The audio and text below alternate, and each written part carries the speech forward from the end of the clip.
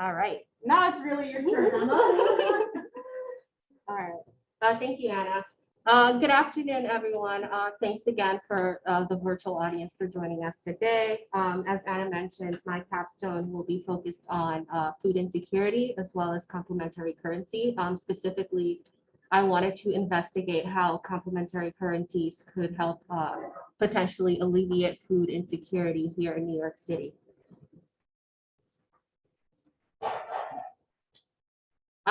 So first, I wanted to start off by talking a bit about food insecurity and what it is exactly. So the Healthy People Organization defines food insecurity as the, as occurs when food intake or eating patterns are disrupted due to the lack of money as well as other resources. There are a variety of factors that can contribute to food insecurity, such as climate change, spatial constraints, as well as the lack of just resources. However, the main contributors are poverty and low income, according to research.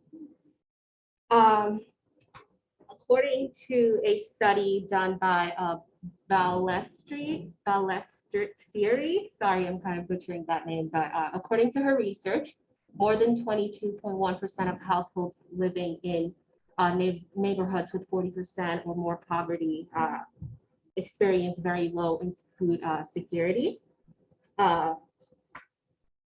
In her study, she concluded that food insecurity rises in a community as poverty levels also increase.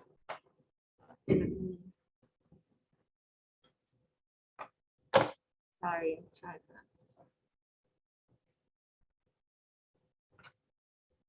So, food insecurity and poverty are two significant issues here in New York City. However, they're rarely discussed and not brought to public attention enough.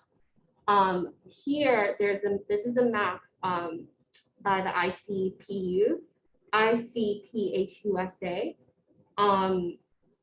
showing the levels of poverty here in New York City. So as you can see, Tottenville, which is District 57 here, has the lowest level of poverty in New York City compared to District 17, Morrisania, which is around here up in the Bronx, with a poverty level of at least 40%. The map also shows here where poverty is most concentrated, so mostly in the Bronx, and then also here in central Brooklyn. More specifically, in the Bronx, overall poverty rate is between 23 to 33%, and then in Brooklyn, it's between 18 to 30%. As a result, these two boroughs have experienced the highest level of food insecurity. Although there are existing initiatives in New York City working to kind of combat these two issues, some of them might lack insufficient structure and are lacking fundamental causes and are lacking fundamental ideals to address the problems. Instead of most programs having to focus on just simply providing food for the individuals who are in need, instead they must also focus on creating and building community prosperity.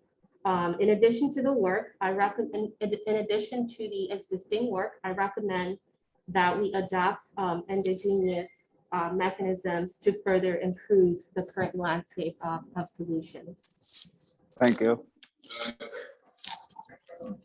Can I ask that everybody mute themselves on the call?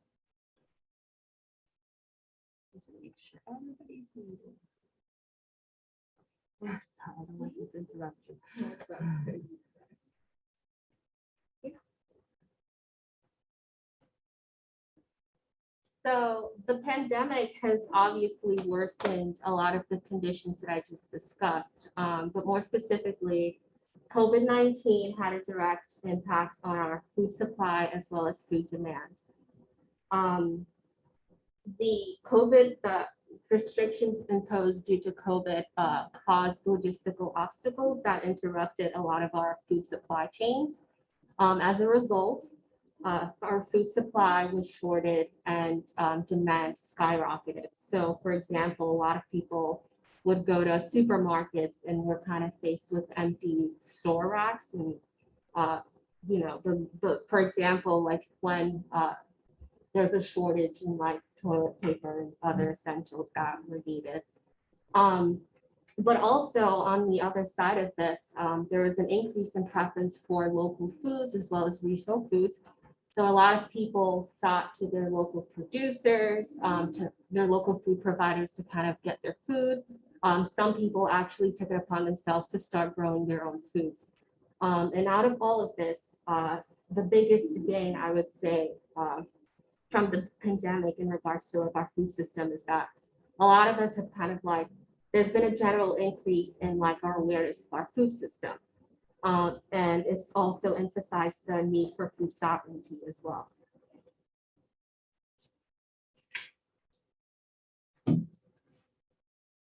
So what exactly is food sovereignty? According to La Via Campesina, it is the right for people to healthy and culturally appropriate food, the right to peoples to healthy and culturally appropriate food produced through ecologically sound and sustainable methods.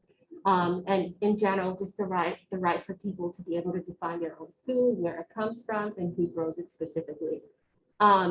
So why food sovereignty? Food sovereignty recognizes that food insecurity is a structural problem. As a result, it looks for solutions outside of the system that creates the problem.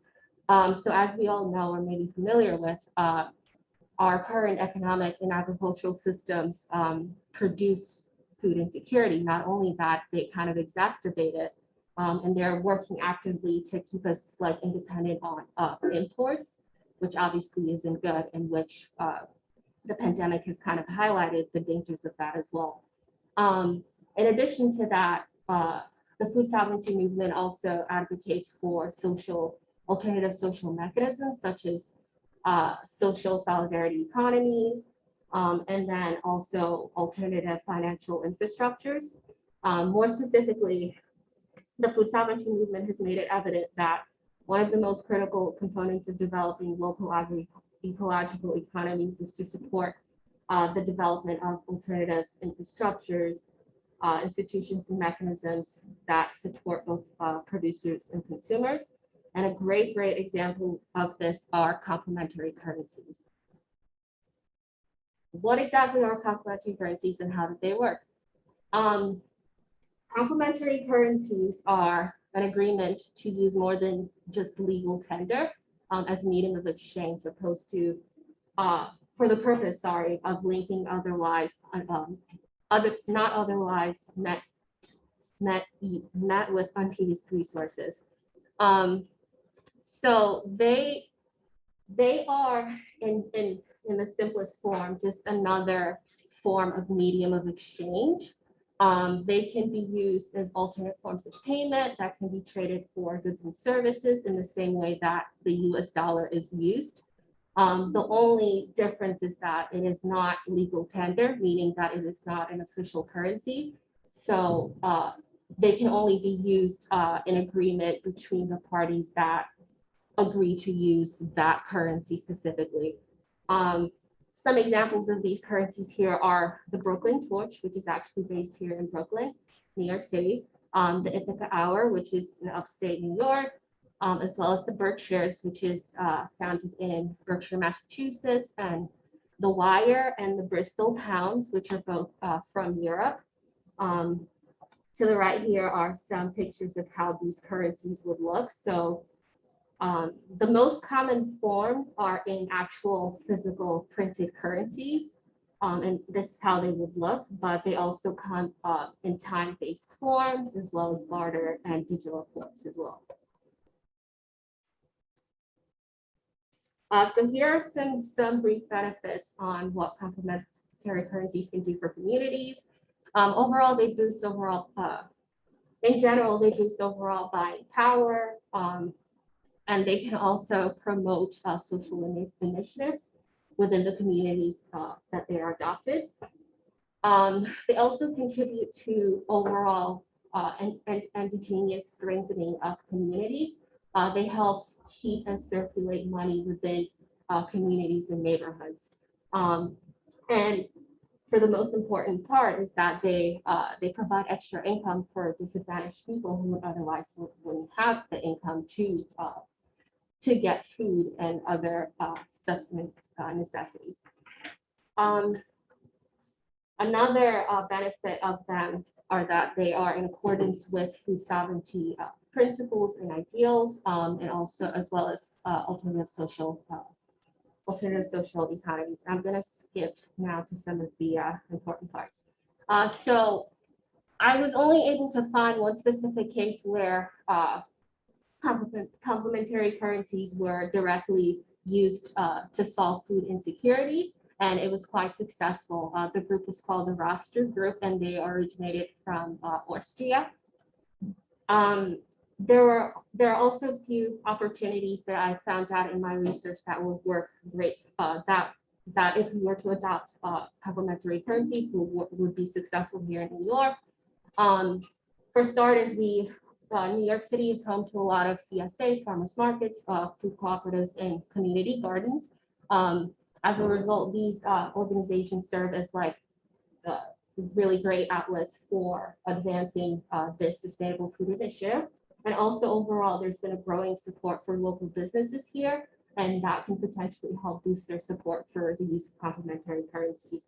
There are also a few limitations because complementary currencies are diverse and novel. They tend to bring about a lot of methodological limitations to economic discourse. It also caused a lot of obstacles for myself because a lot of the research and information out there was very limited. But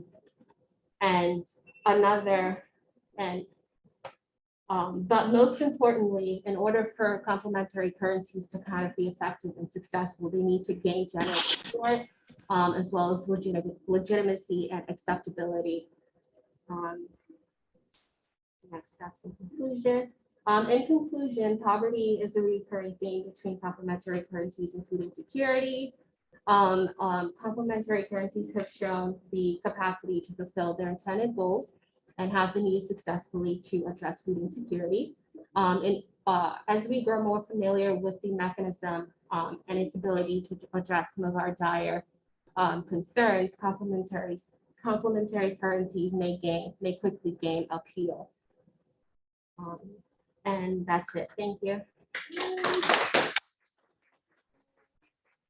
Great.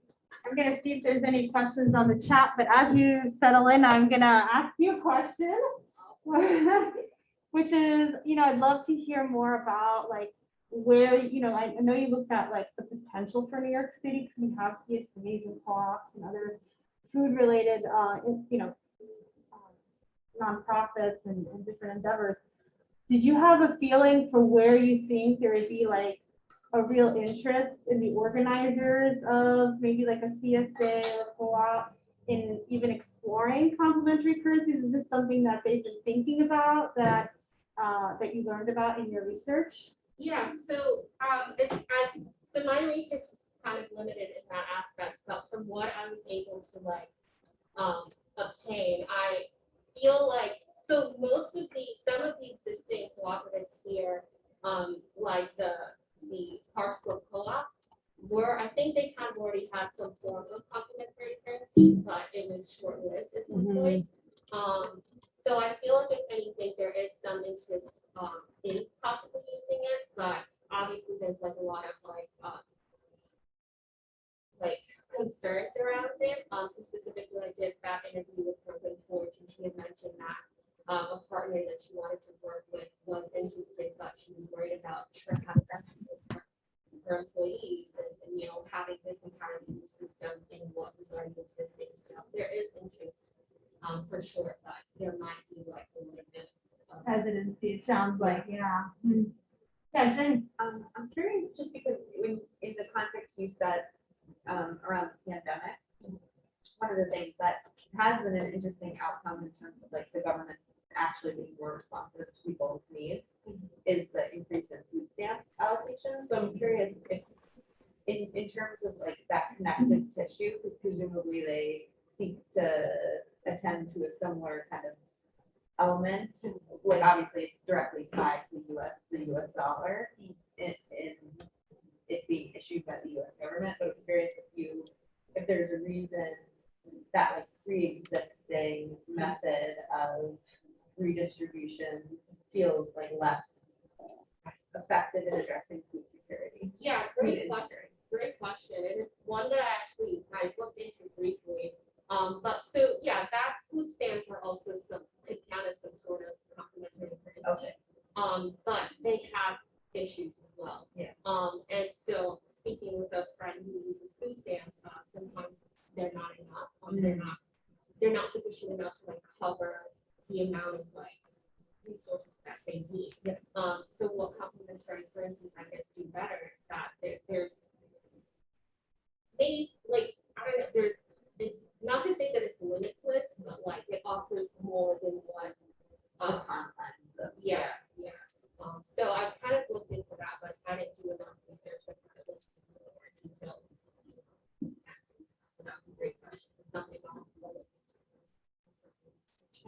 Yeah, maybe there's some hybrid. Yeah, I wasn't even sure if you consider food stamps like that. It would be considered. Yeah, I mean, can I add to that? I think I've seen like in my local farmers market, they give tokens, they give extra beyond the amount of money per snap. So that's kind of already a little bit of a complementary currency, right? And it's giving people extra immediate that could somehow be merged into like a more robust complementary currency. Yeah, complementary currencies, I would say pretty much is anything that is an official currency can act as a supplement. Yeah. So there's some questions here in the chat. One is, have you and Sarah talked about merging your crops and inspiring a new food co-op to maybe adopt some form of complementary currency? And I think there's a question here about are there any specific gardens or orgs? I think you answered this, and programs in place that would be interested in this. And then Isaac says complementary currencies might face higher transaction costs because of the expanded complexity, the verification might cause hesitation. Did you find any literature on how to reduce transaction costs in using? That is a great question. Isaac, but no. Yeah, Emma did not find that. Yeah. For my next, for my next. So more to research, it sounds like, definitely, and it seems like a very, kind of new and emerging area that could provide some more insights, more research in the future. But all right, well, I don't see any other questions. I think we're going to keep going, but thank you, Emma. Excellent presentation. And I just want to remind everyone again on Zoom to please mute yourselves so that we don't distract the presenters. And we're going to go to our next presentation that Julia is going to share with us. So Julia is going to be sharing with us today her project entitled Just Green Point Enough, Assessing an Environmental Benefit Fund and its Legacy Projects in North Brooklyn. So Julia is going to come up. It's over here on the side. I'm going to go to present mode.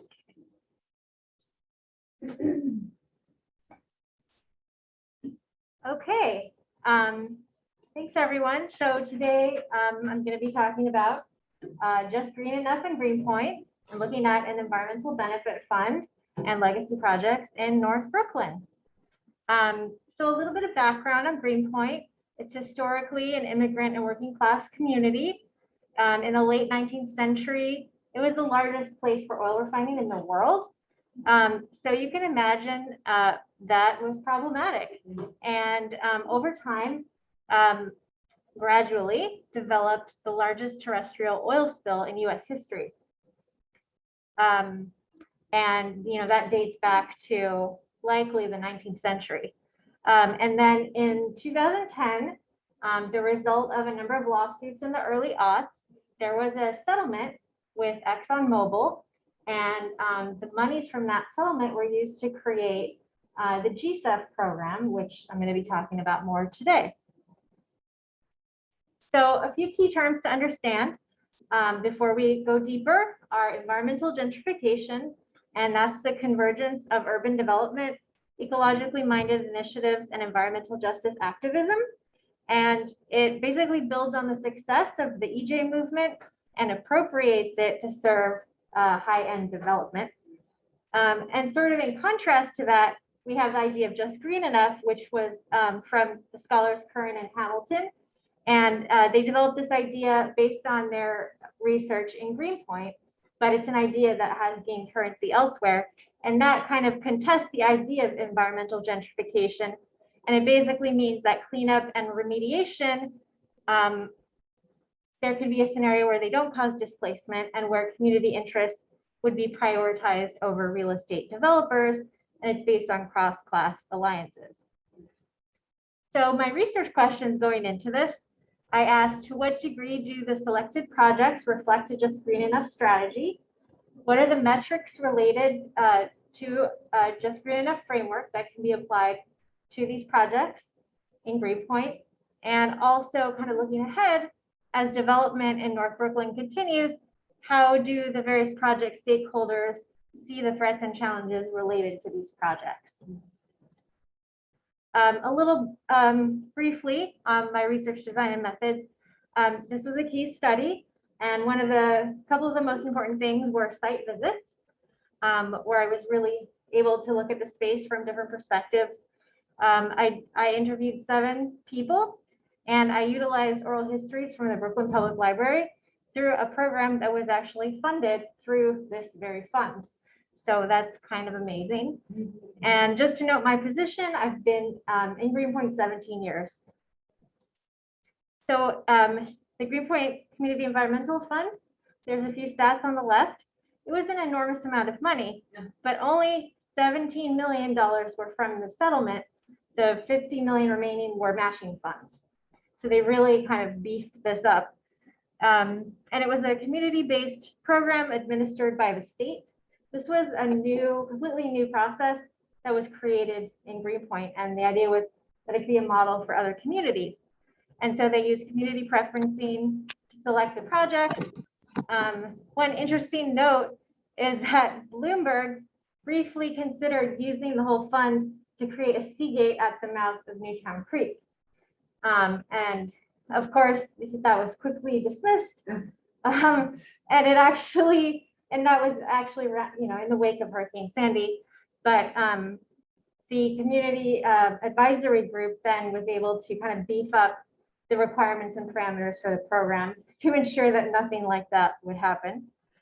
And one thing was that the community really wanted health studies with this fund, but it was kind of beyond the scope of the fund, and it would have cost a significant amount of the money. So I focused on 3 projects. Here they are, the pins on the map. They're all very tangible projects that have a long-term impact. They're all quite large, and they kind of are in different areas, 2 of which are in the industrial area. So the first project is the Greenpoint Library and Environmental Education Center. It was the largest grant, which was $5 million. And you can see on the top slide that there are 3 distinct outdoor spaces. And it's intended as an environmental hub for the entire city. There was previously a library here, so it's not really a new thing, just it's a new structure in a place that has been a site for a library for over a century. And it really does represent the Just Green Enough vision very well because it's community-based, and it came out of the community's desire for a new library. But it also serves environmental education. But one of the challenges is, of course, as libraries have strained resources, so they would like to do even more than they're doing, but that is challenging. Kingsland Wildflowers is the second project, and it's a green roof. It's actually 5 green roofs, so it's quite large. And it kind of fulfills green roof functions you would expect, like reducing stormwater runoff and providing green space, but it's also a place for outdoor education and environmental programming, volunteering, stewardship, as well as arts events. The top right slide is from a dance performance, which is right on Newtown Creek. You can see the kind of waste transfer activities going on in the background. And one thing that I found from the people that I spoke to was that they are aware of a future risk of gentrification in this area, largely because there are more outsiders coming in for these events and kind of school children as well. And there are no street regulations in the area because it's completely industrial. And so they might need to do that for the safety, especially of the children. However, at the same time, there are folks living in RVs in that area, and they would be displaced if street regulations went into effect. The third project is under the Cay Bridge Park, and this is called an L space, so it's under transportation infrastructure.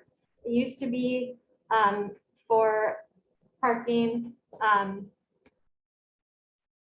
for waste transfer and that sort of thing. And it's now the 7-acre park. It's privately operated, but it's a public space, which is kind of unique. And the organization that's operating it sees that they need to activate the space in order to generate revenue. So that's a little bit problematic because it becomes a destination park, bringing in people from all over who don't really have a context to understand the area and the environment. And they're kind of more in a consumptive mode.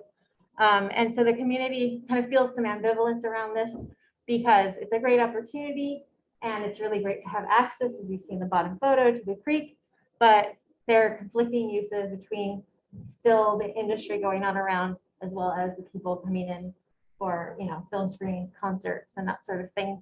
So there's a serious risk for eventual gentrification and displacement.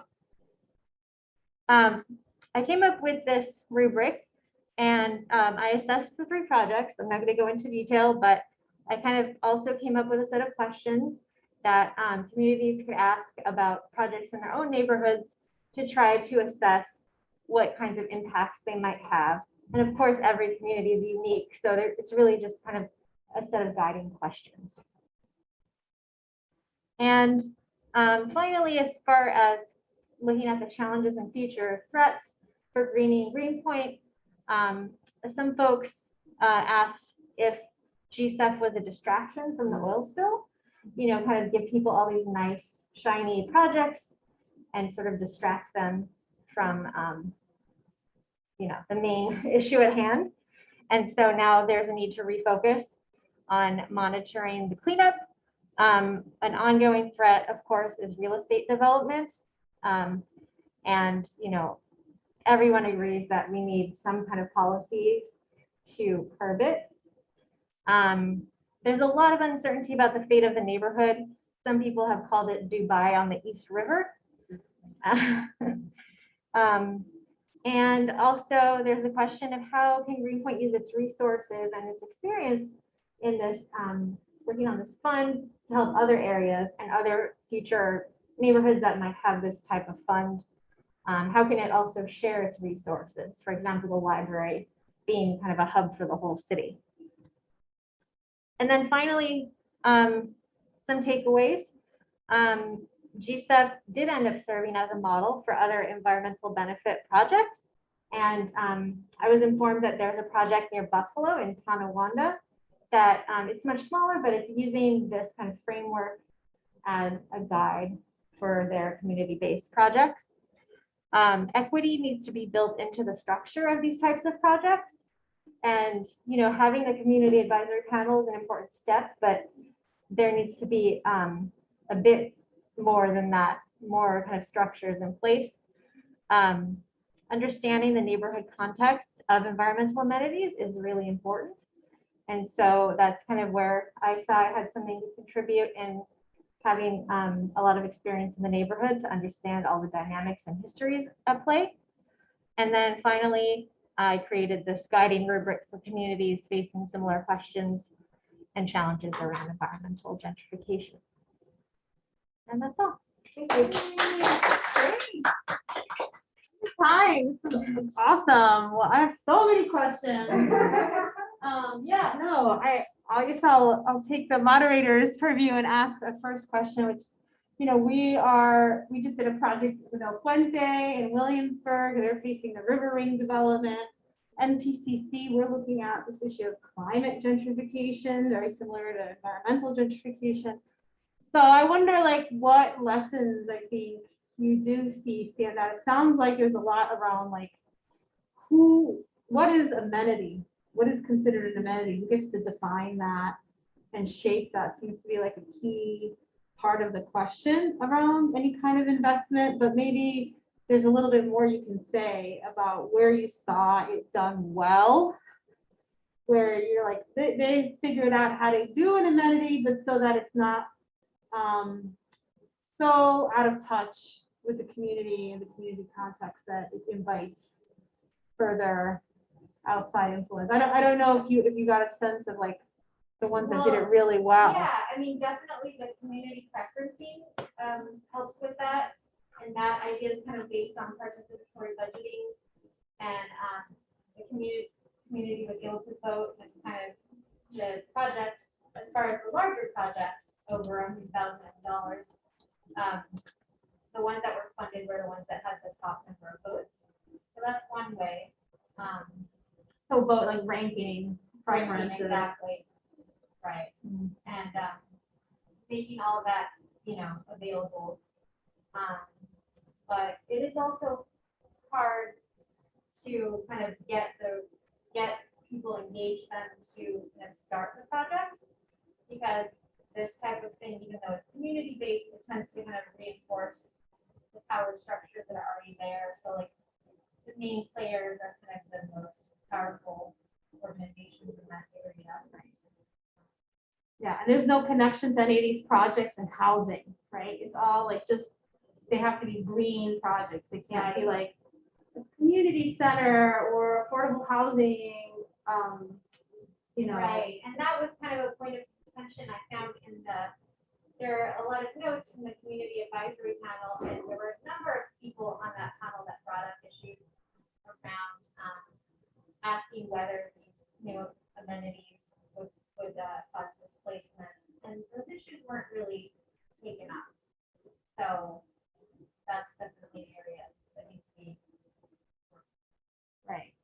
So that's one thing, is like, how do you connect up greening to, like, organizing around housing and housing insecurity, and, like, maybe even providing funds for tenant rights and, like, housing advocates to also be part of any greening, in addition to greening. Are there any questions online? And you guys, if you have any questions for Julia's project, we're definitely going to love to use your metrics. I think Thomas is on here and look at them for NPCC for our work with, yeah. I'm not familiar with, like, how common this is, and you mentioned, like, there were $17 million and then $50 million was matched. Can you take both of those? Like, is this a very common method that's employed by oil companies to, like, right their wrongs, and what's with the matching funds? Okay, so I think it's probably going to become more common. I'm not sure exactly, like, the legal dynamics as to why, but I think it is, there have been some that have existed in the past. There was one actually in Greenpoint previously that was, like, very poorly managed. So that was like a reason to improve this. But there have been some other ones. For example, there's one in Western Queens, and it was to address a blackout. And it was an environmental benefit fund. But I think this is kind of a newer trend. And so how does the matching funds work? Is it So tax dollars? Or? No, so they are other organizations that kind of volunteer to provide additional funding. So it could be like the city, for example, they gave a bunch of money to the library. But for other things, it's like other nonprofits. the 17 million came from Exxon. Yes, exactly. Wow, that's a lot. Yeah, Like it's it feels like not at all evenly distributed. right, Like they should have given 50 million and everyone else. would right, have yeah, 17. I mean, in a sense, they did a really good job and that they really kind of made a lot out of it, with getting all these matching funds, so. Yeah, I mean, I would be really curious to see how, you know, what the trajectory is for the cleanup too, once remediation is completed, with the modest is completed. Because post Superfund, what's attached to Superfund are also natural resource damages that happen once remediation is completed. The federal trustees come in and say, well, now you've cleaned it up, but you also owe these reparations, basically. And usually those are very ecologically driven, and the community doesn't have a huge say in it. It's the federal programs that get to weigh in on that. And a lot of times, the projects don't even happen in the community; they happen outside the community. I will say, and I didn't spend a lot of time in this because it was, there's a super fund and then there's the Exxon settlement, but in terms of the super fund, there is a community advisory group. And so they do play a role. They have regular meetings that are attended some of them. That's kind of a very slow process. They haven't even started. Yeah, It's already been it takes 10 years. forever, but maybe they can learn from your rubric. But the oil, I mean, that's been going on forever and they still say that they have at least 10 more years. Wow. So, Yeah. but it will never be completely gone. Yeah, like most of these things. Well, it's a great project, Julie. Thank you.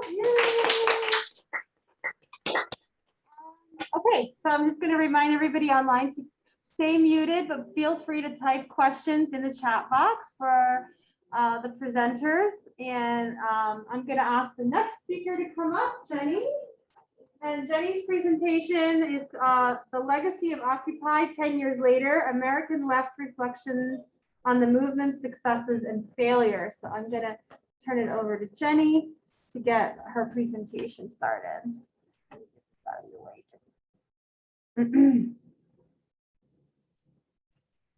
Okay, you can. Thank you. When you're ready.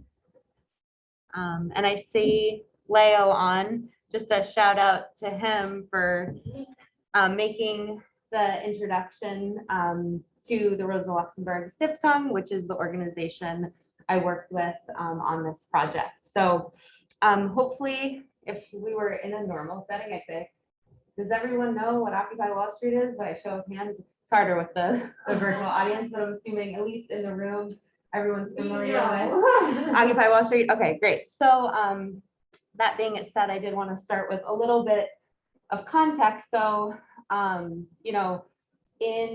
2011, sounds weird to say, there was an uprising that started in New York around at the doorstep of Wall Street, largely in response to the financial crisis of 2008. So crises were abounding, whether they were economic, unemployment, housing, as well as record rates of income inequality.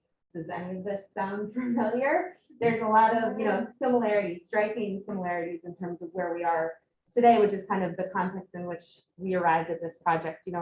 Between the intervening 10 years, there's been some progress and notable progress and a lot of change, but like the conditions are stark in terms of the similarities. So just a little bit here on the characteristics, which presumably you guys are familiar with, but it was inspired by these international movements of the squares, these anti-austerity movements, whether they were in Spain or Greece or in the Arab Spring. Like I said, it was at the doorstep of the target, right? So they drew direct attention to the fact that the forces behind the financial crisis of 2008, hadn't been held to account for all of these repercussions, and the taxpayer dollars, which funded the recovery, didn't trickle down, as they say. So the big one of the big slogans was banks got bailed out. And, just kind of drawing attention to the lack of justice that was brought forward in terms of how the government chose to recover from the financial crisis. So in terms of who the Rosa Luxemburg Stiftung are and who they represent, just a little bit of background here. So for those who are less familiar, the German government essentially has this structure such that each of the political parties has a foundation that's affiliated with them, in which they are politically affiliated but administratively separate. But just thought it was worth mentioning, this is a project that was largely funded and supported by the German government, sort of indirectly. And the aim was to contribute to the American left's reflections or the development of a collective memory as far as sort of this 10-year milestone.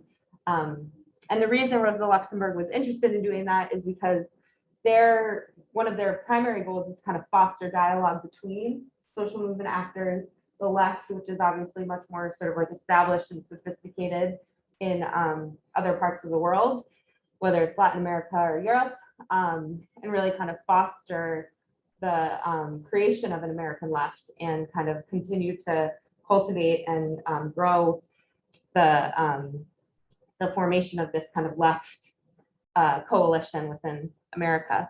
So this project came in two parts. Over the summer, I worked with Rosa Luxemburg's New York office to develop a podcast series, which is still live on rosalux.nyc/occupy. So if you want to give a listen, I highly encourage you to do so. It was really interesting. We got to reach out to a variety of kind of left-leaning podcasters, see if they were interested in participating, and then work with them to kind of contribute to their reflections, the conversations they wanted to bring forward about Occupy. Obviously, a lot of them were interested in this topic, hence why it was relevant for them to partner with us. So they were really excited to kind of take their own spin on it. And then in terms of following that and kind of after the anniversary, which was in September, I conducted a review of 18 pieces of media, whether that was other podcasts. So I made a distinct choice not to review the podcasts that we have produced as part of the series. So there were some podcasts I reviewed, but they weren't connected to the series. And then otherwise, like media articles and conversations and interviews that American left media, whether it was Jacobin, the New Republic, the Intercept, produced in connection to the 10-year anniversary.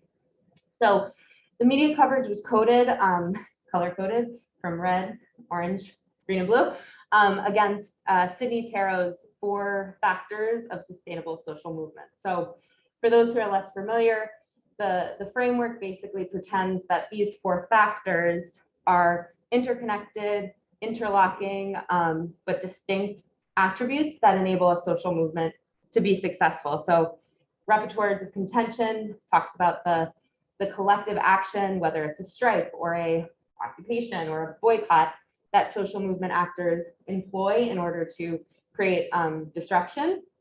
The mobilizing structures, so what are the organizations, what are the networks that get both tapped into and then cultivated as part of a social movement. The construction of meaning, so how do movements reframe or recast or identify certain themes and kind of bring those to light for both participants as well as the broader populace. And then coming out of these disruptive moments, these networks, these framings, what are the opportunities and constraints that present themselves? So for instance, is it the realignment or the movement left of a party? Is it the repression of the state to kind of squash the movement? So depending on the vantage point, the opportunities and constraints could look different. So short-term versus long-term, they often kind of present themselves in different ways. So what did I learn? Interestingly enough, amongst the American left, there was a significant although, kind of unsurprising, bend towards elevating success factors. So talking about these different factors positively, essentially. So like celebrating the repertoires of contention, celebrating the mobilizing structures. And in contrast, only 23% of the total mentions talked about these framework thematics in a negative way. So talked about it being a constraint or talked about it being a limiting force. So within the kind of each factor, I tried to unpack sort of the key thematics. So when American left media were talking about why Occupy was successful, the themes that emerged were around political opportunities. So Bernie Sanders, AOC, Justice Democrats, all of these, DSA, all of these forms that have been channeled towards building American left opportunities. The excitement around policies were really kind of celebrated and prominent throughout the articles, as well as the mobilizing structures. I decided to refer to this as the alumni network. So there's this distinct and dramatic focus on how Occupy was essentially one big orientation for a generation of activists, a big radicalizing event that sort of brought people into the fold, got them excited, made them feel like change was possible.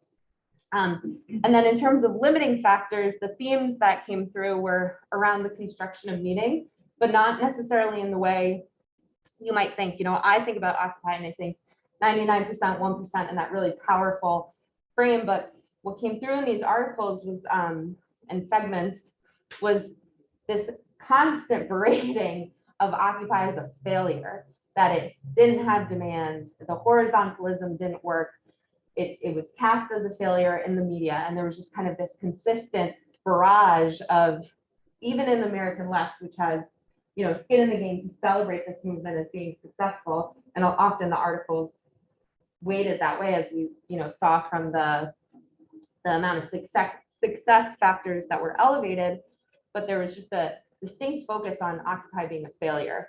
And then obviously the political constraints. So, we know the far right has continued to surge, similar to kind of the Tea Party, which preceded Occupy, as well as income inequality. We live in a world that is still deeply inequitable and leaning towards the powers of the 1%, as they were. Okay, so just a little bit more, and I kind of touched on these, but essentially over half of the articles talked about Occupy's format, the openness, the accessibility, the prefiguration of different, offering people a chance to experience a world that neoliberalism denies, collectivism, having your needs met without questions being asked. These really powerful spaces where people could kind of see what was possible and take ownership, and not necessarily, cast off your decisions to elected officials who clearly weren't representing folks' interests. But they did talk about leadership as being, a limiting factor. Occupy took a distinct focus on not developing leaders. And in these media articles, there was a lot of critique on how that ended up being a handicap for the movement, and how subsequent movements like Black Lives Matter, in contrast, have sought to be leaderful. So how do you develop leaders? How do you bring them to the next stage? And how do you continue to sustain these powerful networks? So I mentioned as well this idea of this alumni network. So again, this was by far the most prominent theme. 94% of articles made some allusion to the alumni network that came out of Occupy, and how those organizers have gone on to strengthen subsequent movements and use those lessons powerfully. Unsurprisingly, there was a lot of critique about Occupy lacking an intersectional analysis, whether it was the use of the word occupy, which has, really heavy implications for the indigenous populations, from, people feeling like people of color and their structural inequities not being acknowledged or honored. So that was certainly a limiting factor that came through, much less prominent, in contrast to talking about the alumni networks. Success factors within the construction of meaning, we talked about this, that powerful framing of the 99% versus the 1%, and the opportunity of class solidarity versus this idea of Occupy being a failure. And then again, like I mentioned, whether it's AOC, Justice Democrats, Bernie, all of these substantial examples of left challengers in the political arena, drawn in stark contrast to this rise of far-right politics and specifically their ability to co-opt the frustrations that Occupy gave kind of airtime to, and the continued gap of inequality. So essentially, you know, what we learned from this analysis is a lot of really powerful lessons. You know, like I said, the moment we are in today draws such close contrast to the moment we were in now. So the opportunity to kind of look at Occupy and say, what can we do to bring these lessons to our movements today feels very relevant and very pressing. So, oh, and then this is just a quote, because people are like, why are you writing a paper about Occupy? Aren't you studying environmental policy? But, but you know, if we're going to be effective as policy experts or managers, we need really strong movements. We need to be part of them. We need to respond to them. So I just really love this quote. But Thank you. Thank you, and I'm gonna invite folks to ask questions.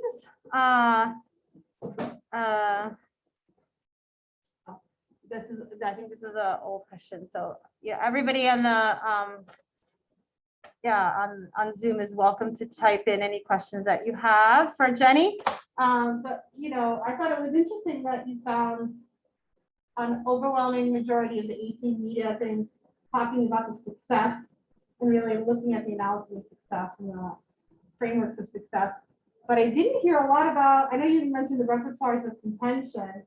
It was interesting to see what they thought was contentious. What did folks in the left media view as contentious politics or disruptive politics for mobilizing? So it's interesting because I think if you go to the second slide, I think it is. No, sorry, the fifth slide. So repertoires of contention were like decidedly under indexed relative to the other factors. And I think partly that was my own sort of coding of the articles. I tried to focus less on commentary, per your suggestion, less on commentary about like from the time, but rather how what we learned from the time informs where we are now. So hence like the leadership thing was like very clear of like Occupy made a very distinct decision to be leaderless, and that I captured that as part of like the repertoires of contention, because it was like within the occupation space. It probably could have been part of like the mobilizing structure, and there was some overlap there.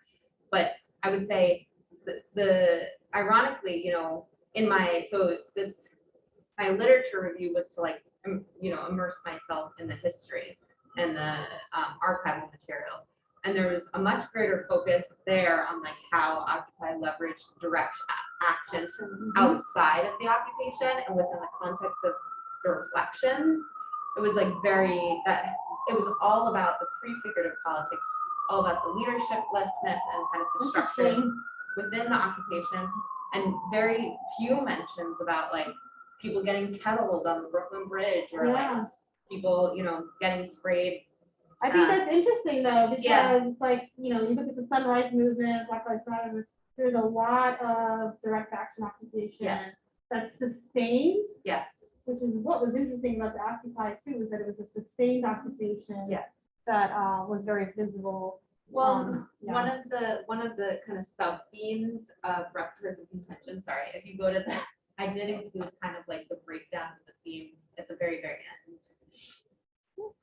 The charts that I didn't show, sorry, it's like 13, slide 13 to 14, that's very, very end. So this shows like kind of how things were mentioned, and there were often like overlapping and like reinforcing and interlocking themes. But so one of the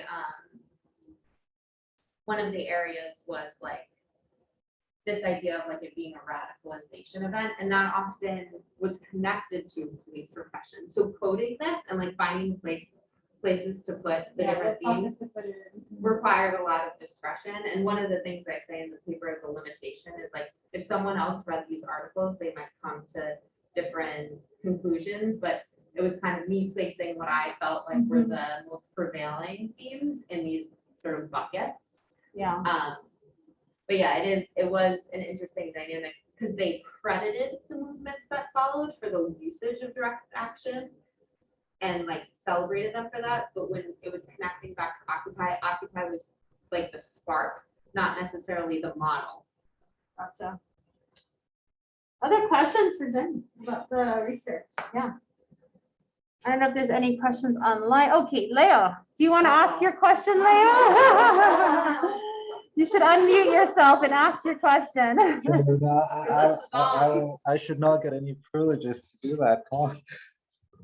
Okay, so Jenny, thanks a lot for your presentation. So from all the research you did, the podcast and all the conversations you had, so you know, climate governance has been declining dramatically with the recent COP and everything else. So what lessons do we glean from your analysis of what works and doesn't work in social movement organizing that we could draw into the current context of the climate justice movement, repertoires of contention, mobilizing structures, whatever?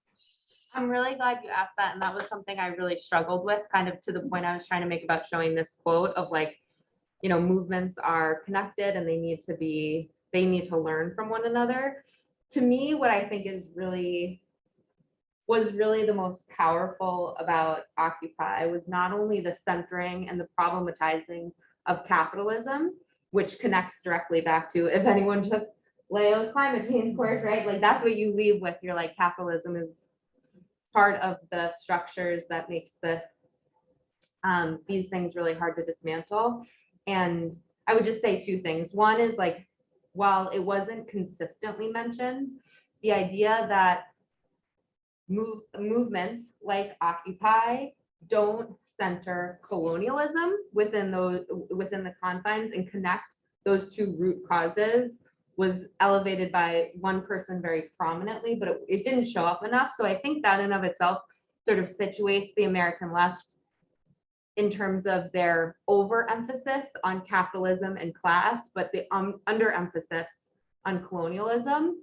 I do think that class, especially after reading all these articles, is a powerful unlock to offer other injustices. So like this idea of a multiracial working class being the key to dismantling capitalism. I think there is something there, but it's certainly something, the prominence of colonialism within the left's analysis, it didn't come through prominently within the context of this research, which I think is a missed opportunity. Was that a good answer? Yeah. And I think you had a bunch of other ones in there about the type of leadership sustaining structures Yes. that are required to sustain movements even in down periods, right? Well, to create space. So part of the Occupy's lack of like an intersectional, they had an intersectional blind spot was that these spaces didn't feel safe for Sure, people yeah. who weren't white, who weren't upper class, you know, in some instances. It's not to diminish the role that people of color played in advancing Occupy, but it is an insight in and of itself. Okay, thank you, Jenny, for your presentation. All right, Ishita, you're next. Actually, do you want to get settled? We'll go to Adriana and then you can go, or do you want to? Yeah. All right, so Adriana, you can come up next. And let's see. Here we go. And remind everyone on chat that you can type your questions in the chat box, and I will share them with the presenters, and keep yourselves on mute while the presenter is sharing their screen. Okay. So close this and do. Hi, Emma. Okay, and you can share screen here. I'm gonna get this out of the way here. All right, you can go to present mode if you want. So Adriana is going to be presenting her paper on false solutions to climate change, lithium extraction in the Atacama Desert of Chile. Hello, everyone. Well, for my project, I studied the lithium extraction in the Atacama Desert for electric car battery as a false solution for the climate change. The purpose of my project is to make visible that policies that promote the use of renewable energies, such as solar panels, wind turbines, or electric cars, severely harm the environment of indigenous communities that live in the areas of extractions. And these policies just replicate the capitalist and colonialist systems of depletion of natural resources for indigenous community to sustain the lifestyles and business as usual model in industrialized countries. In the case of lithium in Chile, just a few countries in the global south concentrates the biggest amounts of lithium and production, while those countries don't produce or even use electric cars. The central question of my project is how does lithium mining related to the electrical industry in the Atacama Desert impacts on biodiversity, water contamination, and the displacement of the indigenous communities. For my project, I analyzed reports and websites from NGOs, activists, journalists, and I also interviewed people from indigenous community and advocates from indigenous rights. Well, lithium in Chile is extracted from the Atacama salt flats in the north of the country, where the area is basically a desert. It has little rainfalls and extreme temperatures. The salt flat is a complex aquifer where different qualities and water with different salinities are combined. The salt flats receive water from the north from two rivers and is mixed with underground water that leaches rocks, volcanic rocks that are very rich in minerals, in this particular case of lithium. So it has very high concentrations of lithium. And the extraction of lithium consists, in the case of Chile, different what's happening in Australia. It's basically consists in pumping brine from the underground that is exposed to the sun for from 8 months up to 3 years for water evaporation to obtain the lithium. In this area, it has been inhabited by indigenous community from the Licanantay or Atacama people. Today, there are 18 communities that live in the area, and the communities are very small, from 50 people up to 500 people. Well, lithium in Chile has been considered a strategic resource for the government since its discovery in the 1960s, and the state has reserved by itself the exploration and exploitation. However, in the 80s, the government started authorizing private companies to lithium extraction. Today, there are two main companies that extract lithium from the Atacama salt flat. Albemarle, which is an American company that also owns one of the biggest lithium deposits in Australia, and SQM or SQM, which is a Sociedad Química y Minera from Chile. But it's a private company that recently one part has been bought by China. These companies are allowed to extract more than 2,000 liters of brine per second. And some numbers to have an idea, that 2 million of liters of water, which is the size of an Olympic swimming pool, has to be evaporated to obtain 1 ton of lithium, what is needed to make batteries for 15 cars. And one important point is that this region in Chile is one of the driest areas in the world. For my analysis, I divided in 3 main themes: the ecological, social, and political impact. In the ecological impact, I analyzed how the mining, lithium mining affects water, the environment, and the biodiversity. For the social aspect, I analyzed how it impacts the livelihood and culture of local people in the area. And in the political aspect, I analyzed the relationship between the communities and the mining companies. Well, the first finding in my analysis was that water depletion was the main issue of lithium mining in the Atacama salt flats. And what's most of the bibliography and people comment is like lithium mining is water mining in Chile, which also has Chile has a very peculiar case where the water is privatized. Well, in my analysis in the ecological impact, all the research shows that there is a decline on freshwater availability in the area. And this came from satellite images and also local people who pumps water from the underground. They said that in the last decades, they have to go even deeper to find water. This also this amounts of brine that is pumped from the underground is affecting the salinity of the water in the salt flat, where a lot of microorganisms live there, and because this water is not drinkable, but it has a lot of life, and these microorganisms serve as food for other species.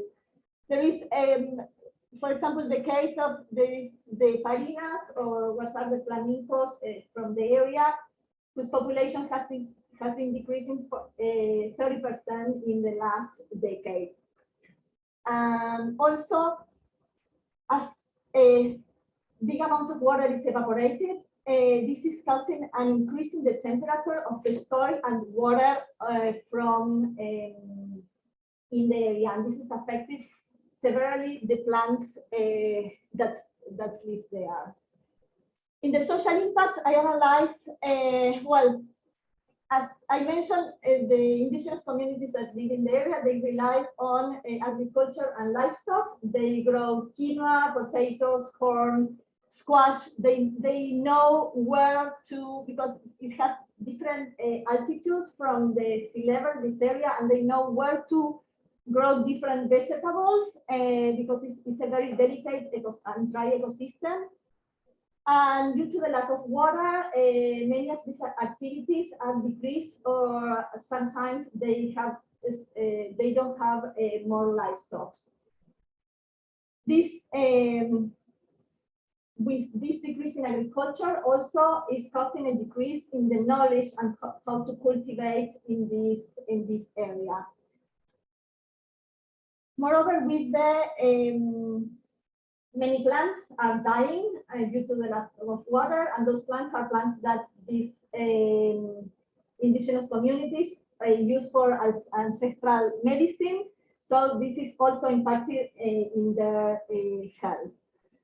Young people prefer to work in the mine as they cannot rely on agriculture as a way of living, and sometimes they are migrating to bigger cities instead for a job. And other thing that is happening as people is losing their relationship with the nature and with the land, problems such as drug addiction or alcoholism are appearing between members of the community. In the political impact, I analyzed the relationship between the communities and the company minings, and one of the companies, Albemarle, has signed an agreement under the convention from the International Labour Organization that requires that when extractive activities taking place in ancestral land needs the free consent from the indigenous people. They have signed those agreements where they receive 3.5 of the sales from the company, which in economical terms seems very important. However, it's also this agreement has established caps on water extraction that most of the time these companies exceed these caps. And what members of the community mentioned is that some of them agree with the company because they were afraid that if they doesn't agree, they would be displaced by the government. This company also provides jobs for locals, but sometimes people from other areas are coming to work and they come back to their cities and they don't spend the money in the area. So it's also having a negative impact in the local economy. Well, as a conclusion, there is a lot of evidence that these policies that are promoting the use of electric cars is going to increase the demand, the global demand in lithium.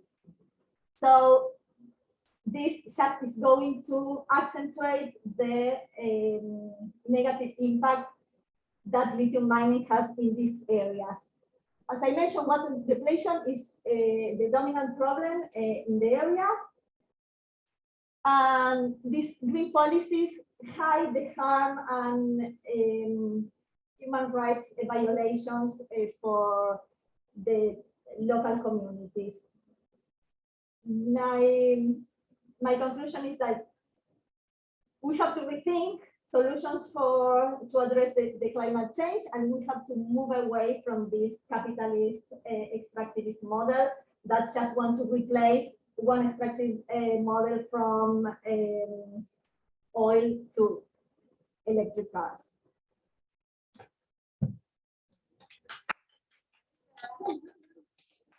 Excellent presentation, thank you. Okay, we're gonna open it up to questions for Adriana, and while I do that, I'm gonna ask, Isha, if you can come and bring your PowerPoint up, or if you want to email it to me. Okay, so folks online, if you have any questions, you can feel free to type them in the chat.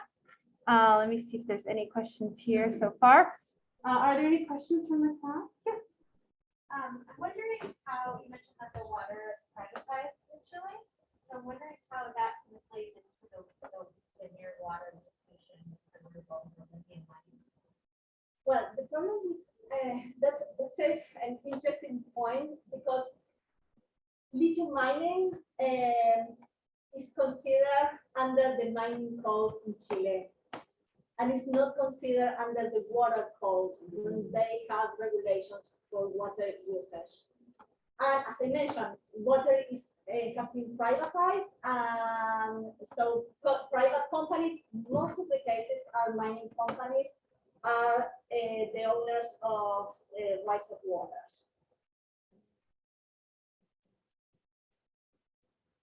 I'm interested in the companies that you found that you said there were two major mining companies in charge of this lithium mining, and whether you were able to do any tracking of where the lithium is being sent to and what they expect will be. I expect that they with increasing climate change, there's going to be less water, and they have their own projections for what they want to mine. So I wonder if there's any conflict with these companies, what their projections are, of climate change, and where they're sending their lithium, what they're promising people. Yes, companies don't tell who their clients are, but of course the lithium from Chile goes to Europe, China, and the US mainly. These companies today, they have agreements for exploitation until 2030, 2044, and the other one is until 2030. And they are expecting to renew the agreements with the government and also to increase the cap of extraction. At today, they have such agreement to extract until those years. Wow. That's what people say. Like, say companies just came here, they extract, deplete, and go to another place. Yeah, especially if climate change happens, they suck all the water out and then. Yes, the next one, yeah. what my research says that there is a lot of lithium. Not something that is going to affect immediately. There is a lot of lithium, but that is going to cause a disastrous ecological disasters. And you know they don't care because they took the lithium, but for the area, and you know this is like a snowball. You don't know where it's going to stop the ecological damage when it ends. I think like the ecological damage seems to be the biggest concern, you know, the most dramatic concern there, yeah.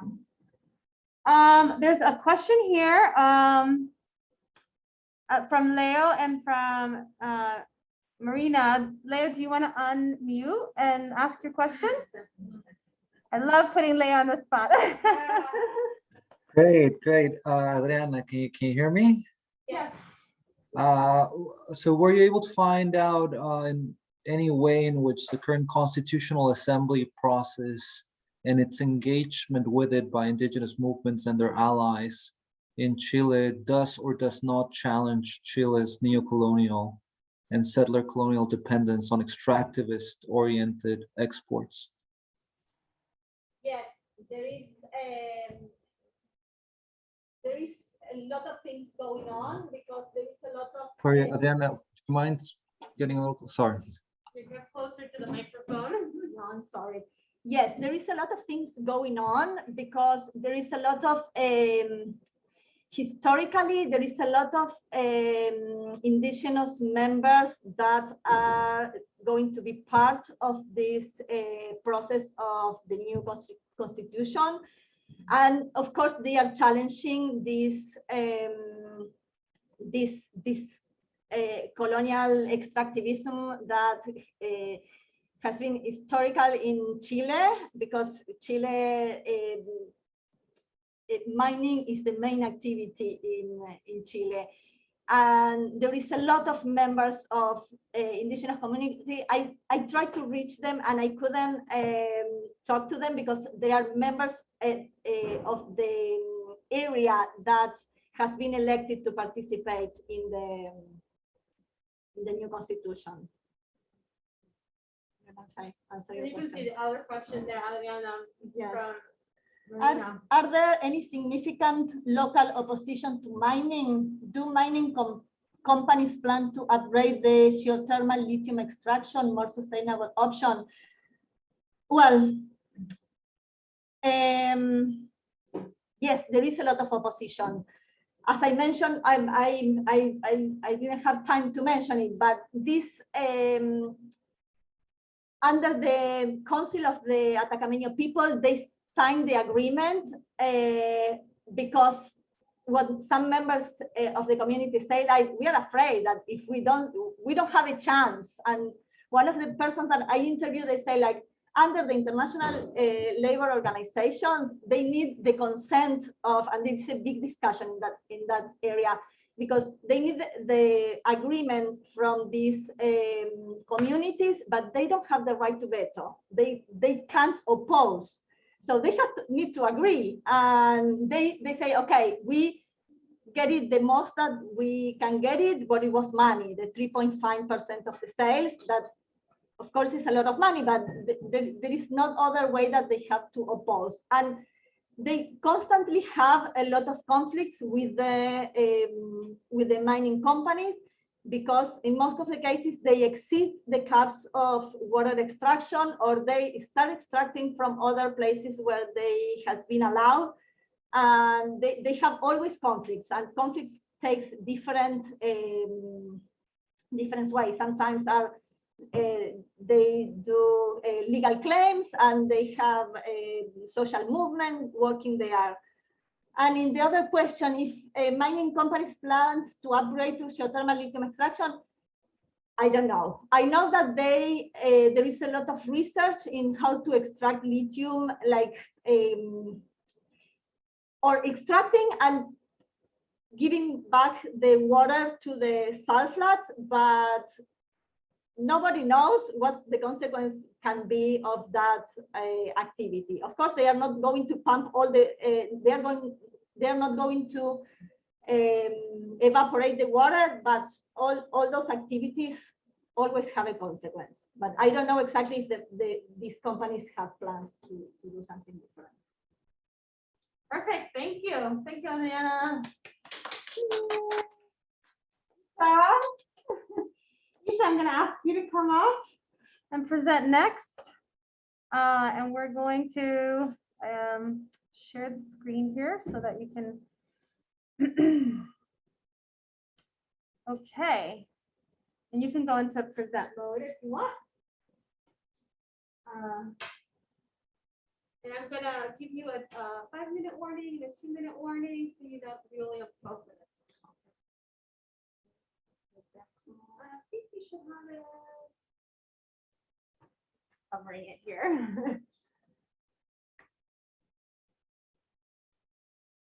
See, where's your present? Here it is. Present. There you go. All right, Isha, and your project title is Roadmap to Recovery in the Asia Pacific Region, a review of climate finance, governance, and indigenous housing typologies for post-storm recovery. So take it away. Hi, everyone. So, Speak up so they can hear you. yeah, and I'm taking this away. Either way, Either way. yeah, you can face us, but you just speak up. Okay. Hi, everyone. I'm Ishita, also known as Isha. So that's my topic, which Anna just mentioned, and my client for this project has been UN Habitat. So I'll just start off with very basic talks about the Asia Pacific region. So it's a very storm-prone region, and over here we see there are cyclones and there are typhoons, but not hurricanes, because the three are distinguished by geographic. Cyclones occur in the Indian Ocean or the South Pacific region, ocean, and typhoons happen in the Northwest Pacific Ocean. And yeah, the cyclones go clockwise and the typhoons go anti-clockwise. Also, in this region, there have been tsunamis, which are like huge storm events which happen by in the sea, but those are triggered by underwater earthquakes or volcanic eruptions. And the largest tsunami recorded till now has been in 2004 in the Indian Ocean. And it affected 14 countries around the whole region, as you can see in the map in the middle. And it caused 230,000 deaths. So what's my main question? It's what are the gaps and solutions for post-storm resilience in the Asia Pacific region? So I will go through like three buckets. Like one is climate finance, the other is governance, and the third one is housing. So my objectives were like to look at the finance for loss and damage, well, which is mainly reconstruction needs for damaged houses in any place after storms hit those places. And for governance, I looked through like building a list of parameters to find what are the gaps and then counter those with solutions. To find better housing solutions, I looked through like the indigenous housing typologies in different countries in the region, so that we can find like knowledge from the indigenous people, from their housing typologies, some of them which are climate adaptable. So the methodology, we're going to a background in chronology of how climate finance fared through the different conferences up till the COP26. And for governance, the second box is I did a stakeholder insight review through interviews and looking to different talks in the conference sessions and the Q&A sessions that follows at the end of those talks. And yeah, and at the end, I draw a roadmap and I go through the country profile of Bangladesh to see solutions. And for housing, as I said, I go through house typologies in different countries in Asia. So going to a background of climate finance. So it all starts with the Kyoto Protocol in '97. That's when the main talks start, like global warming and carbon emissions, we need to reduce them. And jumping fast forward to 2013 in the COP19, first the dialogue starts that we need to focus on loss and damage. But this was mainly like more dialogue, but not talks about the compensation to the countries who are facing those problems. And so in COP21, the Paris Agreement takes place. And here there were some talks about technology transfer. And same year, there was the Sendai framework for disaster risk reduction. And it talks about reducing impacts and risks, like all of the other ones also talk about finance. And at the end, like in the COPs, finally we see that the group of G77 in China, which is a coalition of 134 developing countries, they put forward a long-term finance need for loss and damage. So just to clarify, like what's the difference between emergency and reconstruction? Like these are totally different because mainly emergency happens so fast. Like at that point, there's a very low need to look at for housing typologies. Like they don't need to be like we don't need to look at the cultural inferences like of those people or climate solutions or the sizing of the house or having stakeholder participation. But we need all of these when we do reconstruction projects because that would be like a long-term 1 year or 5 year long-term process. And the SDGs which correspond with them are 10, 13, and 17 for both. But for reconstruction, it also takes into account 11 and 12 because 12 especially because we want it to be a responsible consumption and production. So what are the gaps in the partnerships? So among all the points, I would say like a lot of money would invite a higher level of corruption for these projects to be built, which is a problem. And large pots of money will interest public-private partnerships. And that PPP model is critiqued by a lot of people. And basically, some zones attract a lot of fund, but other regions don't attract fund, which becomes a problem from country to country, although they face disaster at the same rate. Then I go to triangulate across the different parameters.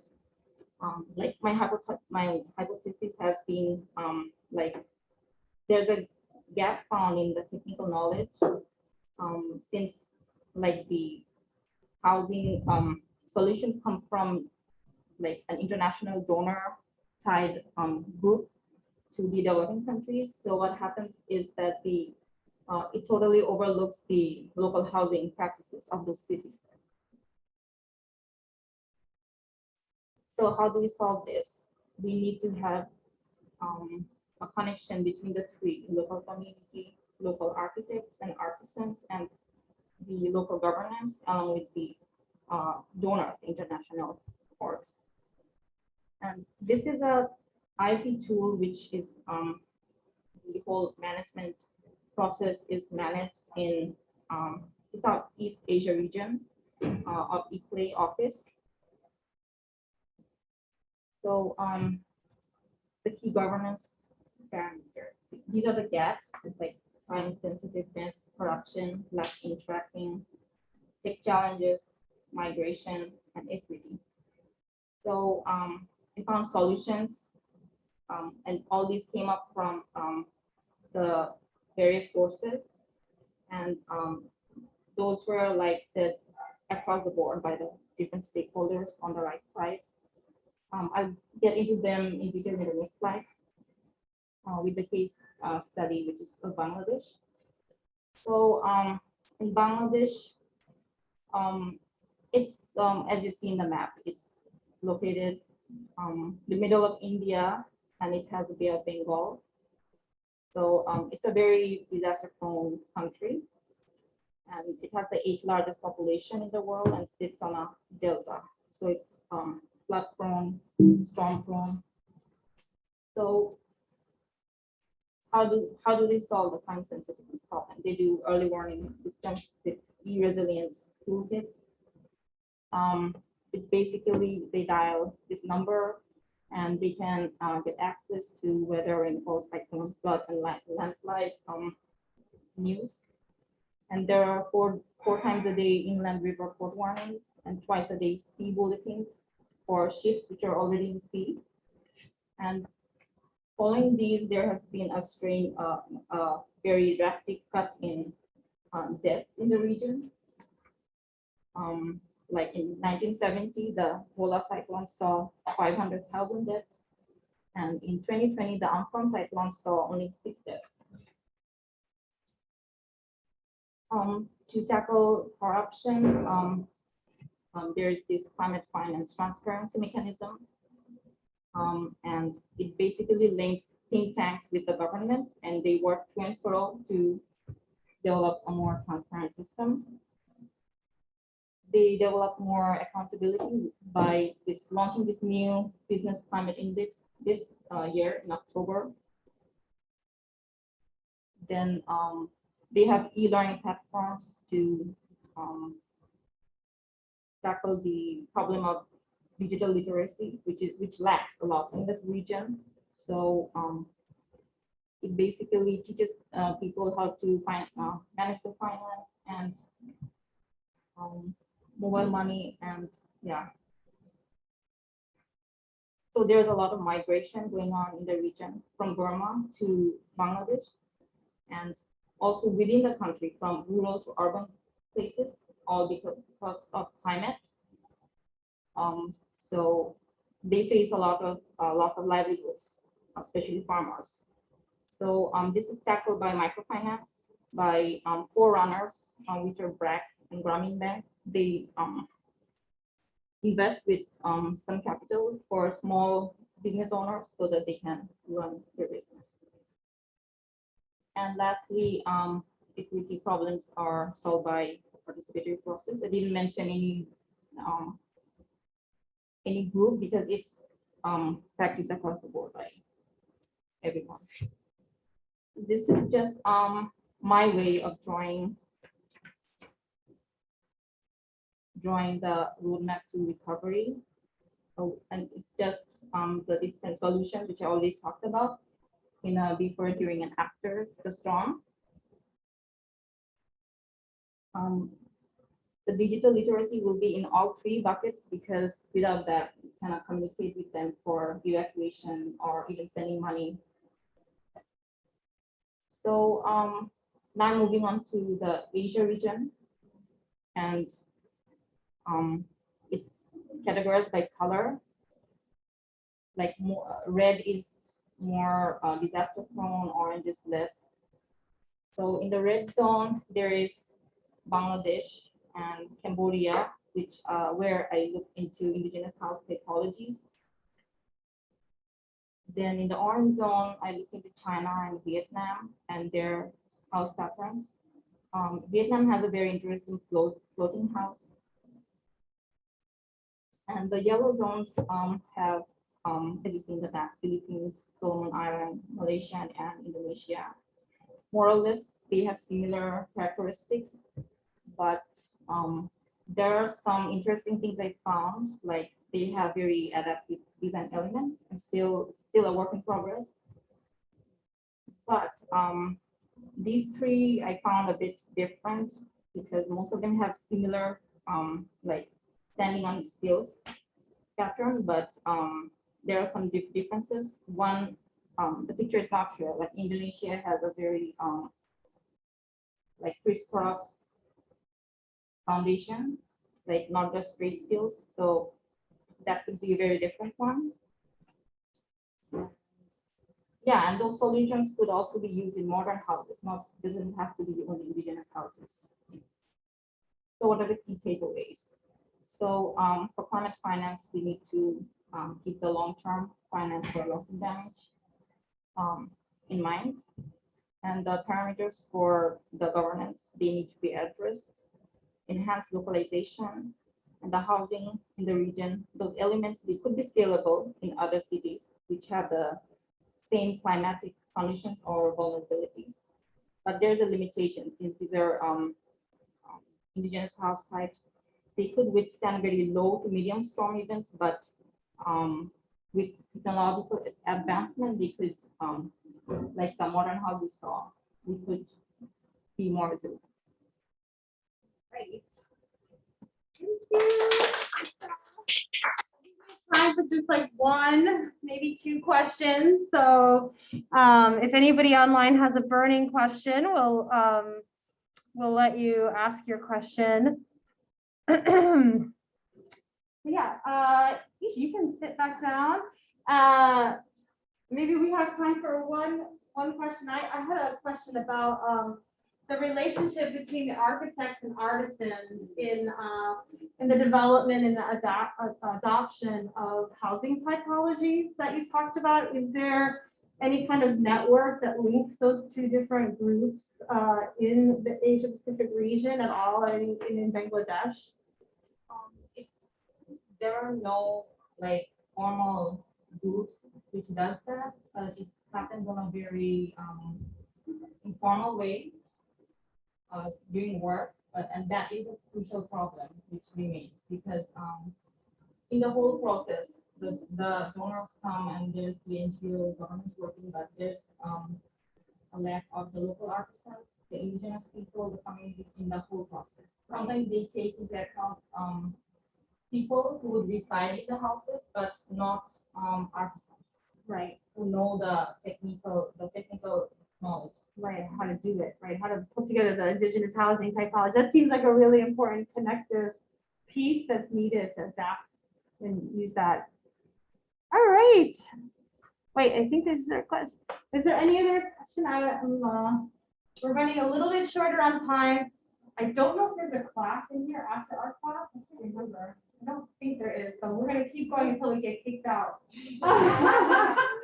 We're gonna keep going, but thank you so much, Ishita, for your presentation. Let's give it a round of applause.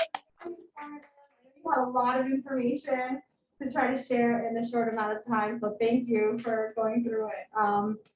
But I think we're gonna try to go to our next presenter. Sarah, are you ready? And we're gonna pull up her presentation here. Okay, there you are. We're gonna share the screen here. Okay. All right, Sarah, you can take it away. You're gonna talk about an exploration of Western Queen's need for a food co-op, right? So, Yes. Yes. Hello, everyone, and thank you for joining us. This is a celebration, so we appreciate it so much. Yes, for my capstone, I have embarked on a long journey I will be implementing, well, I have already started to launch a food co-op in Western Queens with my partnership with the Western Queens Community Land Trust. So my first question, and this is a rhetorical question for all of you, is who gets to own the land? What makes land valuable? Is it the infrastructure that is put on top of it? Is it only when that infrastructure generates an enormous amount of income that then does not get redistributed throughout the entire community for everybody to benefit from? Well, CLTs, community land trusts, they basically look at this type of framework and try to do something else. They are a non-for-profit and they take ownership of the land. And then they provide deeply affordable rent for residents, for manufacturing, or for the commercial building. And this way, the money is being distributed to everybody, and it's benefiting the entire community. And we know that specifically in New York, the rents are extremely high and they're just getting higher, and it's becoming harder and harder to live here. So we need the CLTs. Developers have their eye on land and they take the land, and this is a form of colonization. It is our land and it is being stolen from us without our say. So CLTs are giving us a say when they have rights to that land. But I want to be completely clear. The land is not ours. The land doesn't belong to us. We belong to the land. So our job is to be custodians of that land and to foster it and champion it and be stewards of it and protect that land. And that's exactly what CLTs are trying to do. So the Western Queens Community Land Trust has this very ambitious project going on right now. They want the rights to a humongous building. It is a 6-story building that is 700,000 feet, 700,000 square feet, and it is publicly owned. Amazon has had their eye on it. Actually, Amazon was very close to getting the rights to that building for a warehouse, and the Western Queens Community Land Trust got them out of that contract. And now the Western Queens Community Land Trust is trying to gain ownership for themselves. And we have received a grant to do a feasibility study and to hire an architect. And that architect, through community input, has created a vision for this highly underutilized building that can be used to benefit the community. And this is the current visioning for the Department of Education building: a rooftop farm, public school, arts and music studio, solar panels, a library, and a food co-op. So this is where I come in. The Western Queens Community Land Trust has been thinking about trying to situate a food co-op in Western Queens for about 10 years now. But it is an extremely lengthy process and it takes a lot of work. It's free labor and you're volunteering. So they haven't found people to bring this project off the ground. And that's where I come in, because food is my main research. So this is a map of Long Island City, and it's showing all of the NYCHA developments that we would be, and this is a community of people that we would be serving. You don't see the actual DOE building in this map. It's a bit more to the left, but we have Queensbridge houses, which is 10 minutes away. And we have Ravenswood houses and then Astoria houses. Astoria houses is quite secluded, but they would still have access and we still want to serve them. So what does it take to start a food cooperative? Well, this is a list, and it is a highly synthesized list. It's years and years and years of work, but it starts with a preliminary feasibility study. And the preliminary feasibility study is what I have been working on throughout the entire semester. It's been my main focus of research. So the co-op development process has 3 stages: organizing, feasibility and planning, and then implementation. And what encompasses those stages is vision, talent, capital, and systems. So the first stage, and this is the stage that takes the longest, it can take a few years, as a matter of fact, and we are still very, very much in this stage right now, is organizing. This is when you do the preliminary feasibility study. There is another feasibility study that you would outsource somebody for later on, but you do need to do this one first. The results of the feasibility study are not completely conclusive, so you cannot rely on them, but it helps you move along and it helps you understand whether your initiative is going to be successful or not, and if you should keep working at it.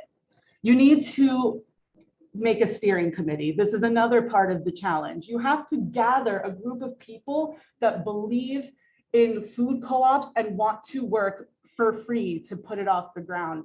And you have to start with at least 8 people. Steering committees typically have 8 to 15 people in them. And you do not have any access to grants unless you have a full steering committee. That is because you are looked at as a liability if you don't have a group of people that are just very committed and determined to make this move forward. And then the money would be going towards nothing. Yes, and it includes much community building and outreach. Stage 2 is feasibility and the plan. So this is when you start outsourcing developers and professionals, and then you're developing the business plans. And then the implementation process. We are nowhere near implementing or the feasibility and planning. So I don't want to go too much into this, but this is a highly synthesized list of what goes into it. So the first step, the preliminary feasibility study, you have to answer these sets of questions. And the questions that I want to focus on for this, for today is, do we have a vision that resonates with our community? And is there enough potential demand for the co-op's goods and services for the co-op to be a sustainable project? So do we have vision that resonates with the community? I say yes, because everything that we have come up with so far has been in collaboration with the community. I have gone to events, I have done lengthy interviews with individuals, I have surveyed individuals, and they have identified their needs, told me about their needs, and said exactly what it is that they're looking for in the food co-op. So the food co-op should be a hybrid consumer worker model with open access to the entire community.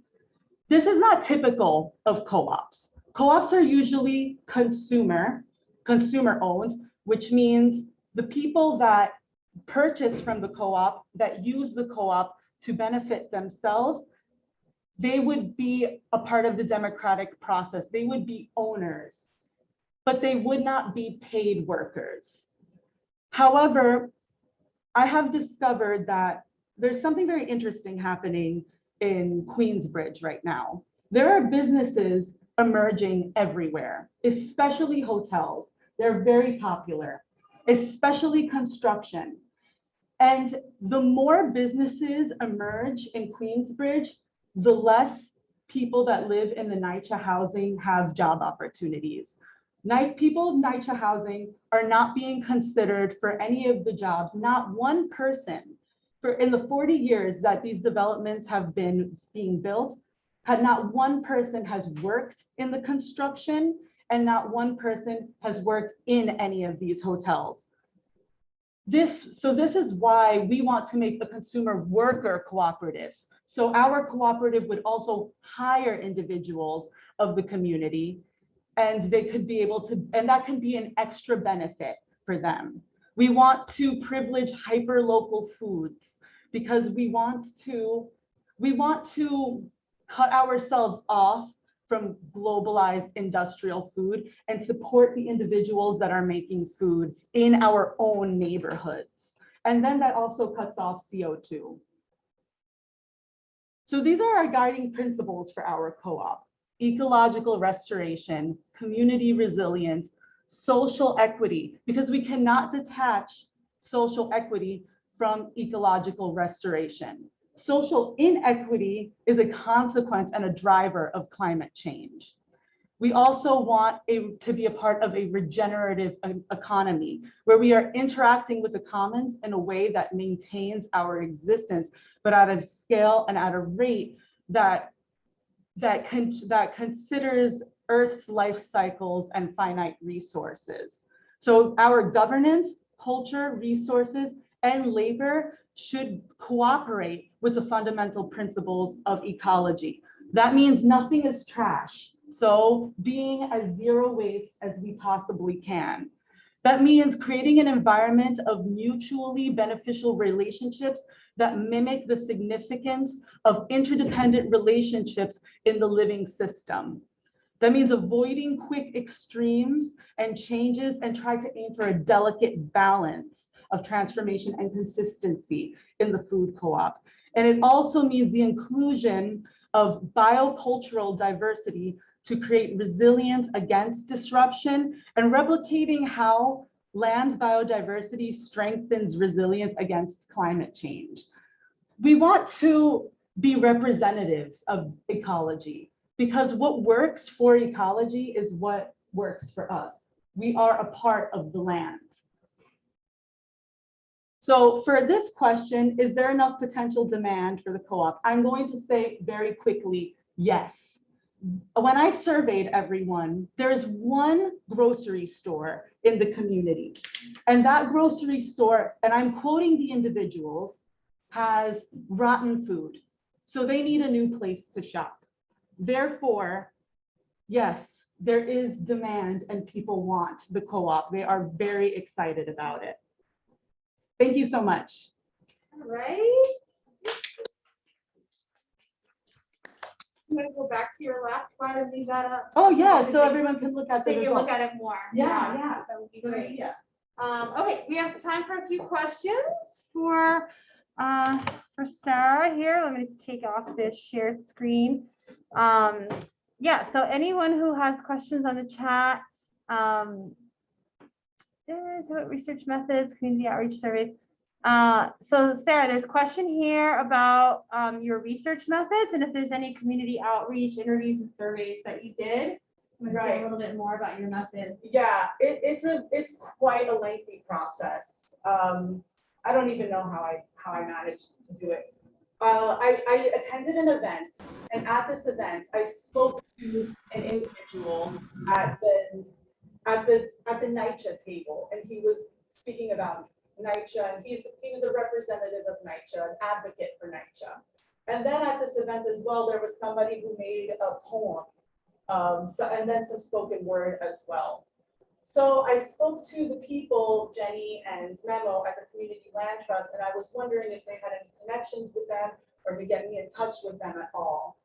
Luckily, they had both their emails, and after following up and following up and following up, I got in touch with Stan. And then Stan took me to Queensbridge, where there's somebody that sells stuff in front of Queensbridge, some used goods. And I was able to talk to people in the neighborhood from there. And that is how, from being on the floor, I was able to gather some people that were interested in being interviewed and talking about this.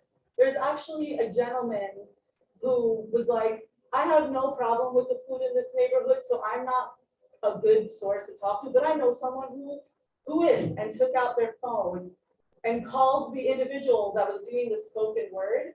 And then we were able to connect from there. And I was able to interview him, and then he made more connections for me. So it snowballed and snowballed until I did NYCHA Tenant Association meeting. I did a presentation there. Right. And then there's a question here about what you think the most difficult hurdles will be, how others in the community can be supportive or involved. That's a really good question. Like, is there a way they can like join the Western Western Queens CLT or become members? Oh yeah, people in the community can definitely become members of the CLT. The CLT works similarly to a food cooperative where you pay a small fee and now you have equity and you're part of this democratically run institution. So they can definitely do that, or they could just come to me specifically. I've been face to face with everyone, and we have an email now. Okay, and give we me have the a email, mailing Sarah. I'll list. put it in here. Let me get it. Ah, You think I have that? I'm advertising for you. Meanwhile, Isaac, you can get ready to start sharing, and I'm going to share the email here for those who want to learn more about the Western Yes, Queens. please send me a message. Send Sarah a And message. you can be a part of the mailing list and we can keep you up to date because it's very much happening. The email is Western Queens Food COOP Food COOP at gmail.com. at Gmail. Okay. A big thank you to Sarah. Yay, good job, very good job. Yay, okay, so last but not least, I know we're going over our time a little bit, so I hope you can hang in there. And Isaac is gonna be coming in all the way from Illinois to share his presentation and his research project. Isaac did his project called Mind the Gap, Theoretical and Applied Knowledge System Mismatches in Extreme Heat Preparedness. So I'm gonna let you take over. Can you share your screen, Isaac? Are you having any trouble with it? Let me, there it goes. Can you see it? Yay, we see it, we see it. Awesome. So I'm going to try and keep this quick and easy. I was simplifying it during these presentations. So basically this is, before I even begin, I work for the state of Illinois. So I work public benefit. I can't do this outside of my work hours. So what I can do is more limited. I have to avoid, I have access to all this information. So I'm avoiding personally identifiable information, personal health information. All of my interviews are anonymized. And if I needed to obtain policy, I'd have to ask or fill out an FOIA request, which is not really necessary, but it was very I have to stay within the bounds simply because of the scope of my work. So the background basically in this is that extreme heat increases overall mortality and morbidity amongst vulnerable groups, groups without access, very elderly, people taking psychotropic medications, people who do not have access to air conditioning, homeless people, and healthcare professionals, including health service administrators, which is what I am, are called to consider health outcomes in the context of climate change and its public health impacts. So doing this, I wanted to do interviews and to know what are public health administrators and practitioners doing. So what I wanted to do was I just called them and set up an interview. Calling is really quick and easy. I can take notes now, process later, so easy to anonymize. Just rapid fire, makes it fast. And then policy document website analysis. Government websites are so useful. They have so much information. You can see organizational structures. I just found it really helpful to use lots of government websites. So, however, I came across some issues when talking about extreme heat. I wanted to talk to the Detroit Health Department, the St. Louis City Health Department, and where I live, the Sangamon County Department of Public Health, who I ended up talking to. But the other two, I ended up talking to a representative from Detroit Homeland Security and Emergency Management and St. Louis City Emergency Management Agency, because those are the people that actually in the government systems are involved in extreme heat events and who lead, coordinate interventions and coordinate what the disasters that not basically a natural disaster that would be extreme heat. Exclusion criteria, I tried to get the Chicago Department of Public Health. They never called back for their interview, which sucks. They would have a lot of information. And then Illinois Department of Public Health was very general, and I didn't feel like I could use a lot of the information. And 3 cities of different sizes you can make kind of like a case study with small, medium, large. These are my basic interview questions. So it was just like, I had more of them, but these are the ones that I really just wanted to emphasize for the sake of this presentation. How do you or your agency address extreme heat exposure as an aspect of public health? What role do you play in extreme heat exposure management? How do you expect that role to change as they become more common? What policies do you or your organization have in place to reduce extreme heat exposure in marginalized communities, especially in those that have a limited, I should say, ability to cool off? So the responses. So these interviews were bad. I cannot emphasize that enough. These were bad. They were awkward, they were messy. But these basically, I was able to get answers and the answers from the notes. This is about as positive as I could make it. Detroit's was through emergency preparedness. There was a big emphasis on process. I have the notes. The process is long. It's not super important. But for that previous question, what role do you play? This person doesn't really play any role in extreme heat. They're aware of general policy. They're more like a spokesperson kind of. And then what do they do to identify with marginalized communities? They work with NGOs and other state and local agencies to identify the most vulnerable people in the communities and get them to shelter. I'm not exactly sure how they do that. That's just, they said they did. St. Louis was a very, even though they didn't know a ton, it was a very enthusiastic interview for what it's worth, and it was actually quite enjoyable. So in terms of what they do is they do a lot actually. St. Louis experiences extreme heat events every single year. And so they're well prepared. They send out text alerts, they operate hotlines, they work with libraries, the Parks Department, Housing Authority, and shelters to get people into cooling zones, to get people. And then for the second question, they coordinate with other city agencies. And then in terms of marginalized communities, they didn't really have anything. They were aware of like the urban heat island effect, but they didn't really mention much else. And then Sangamon County, it's a small, there's maybe what, 200,000 people here.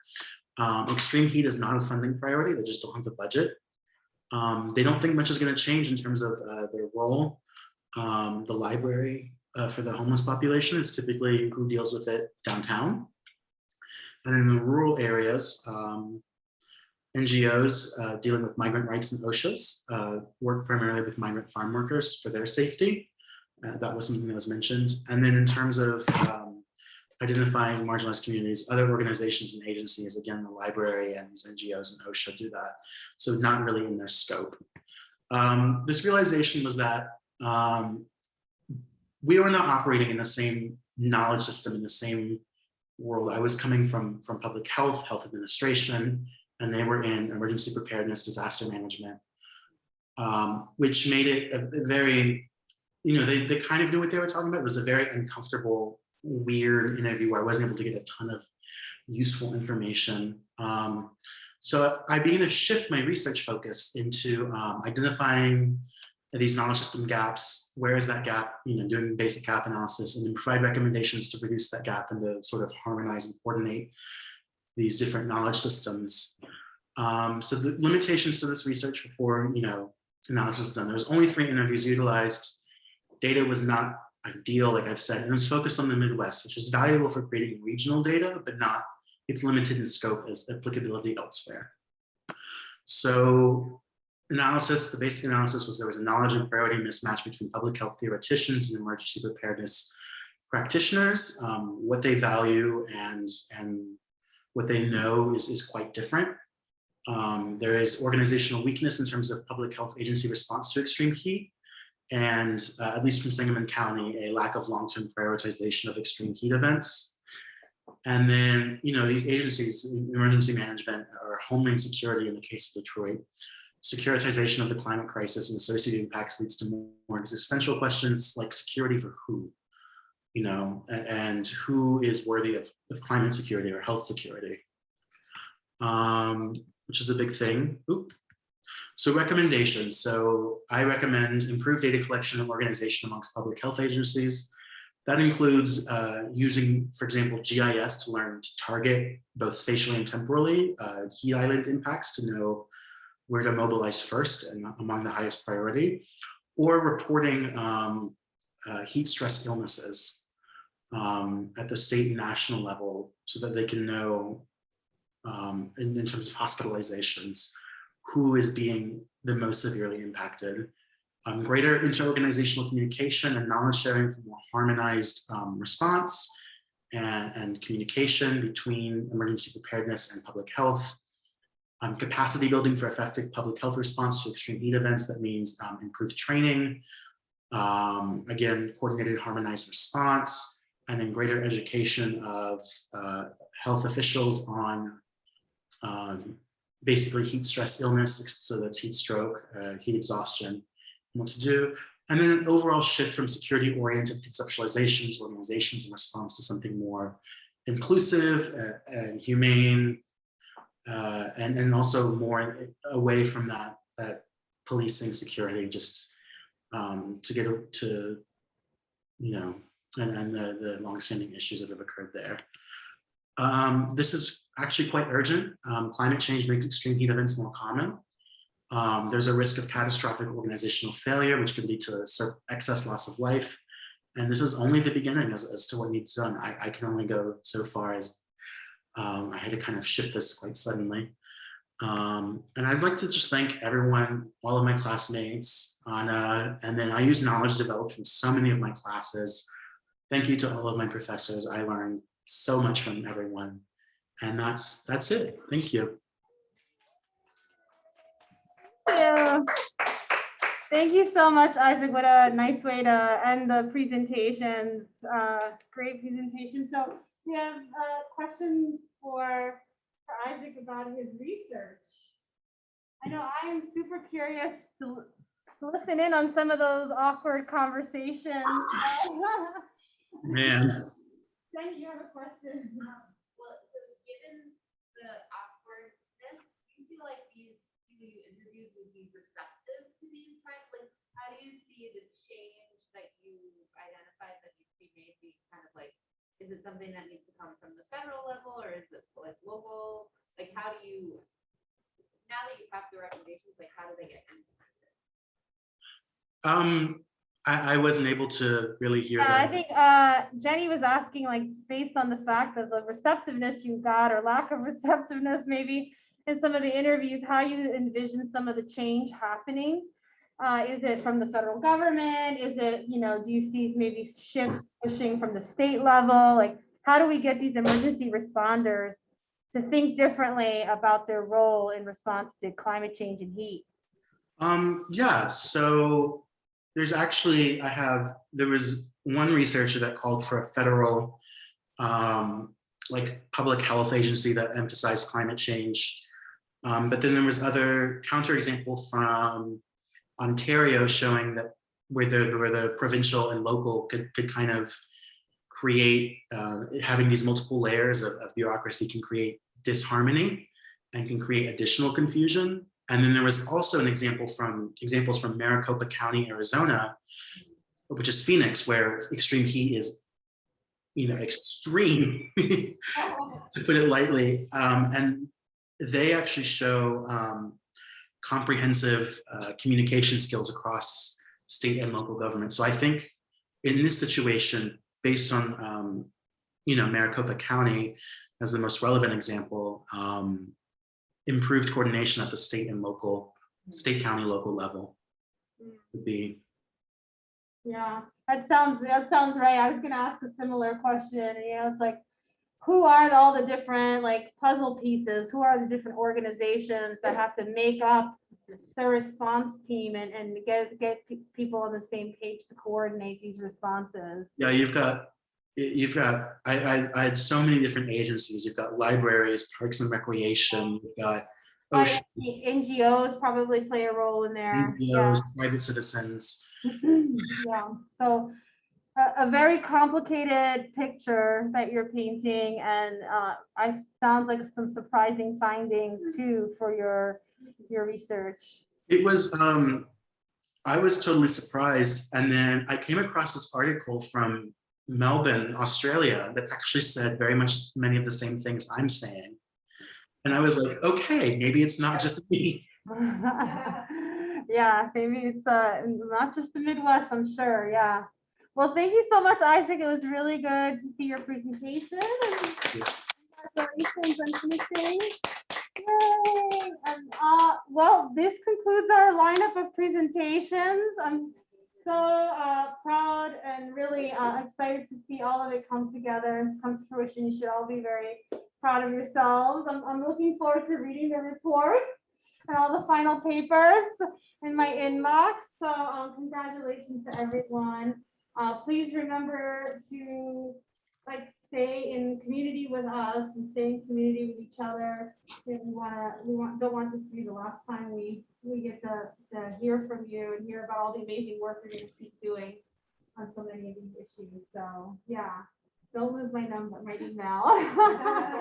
All right, and it's been a pleasure. Thank you all online for joining us.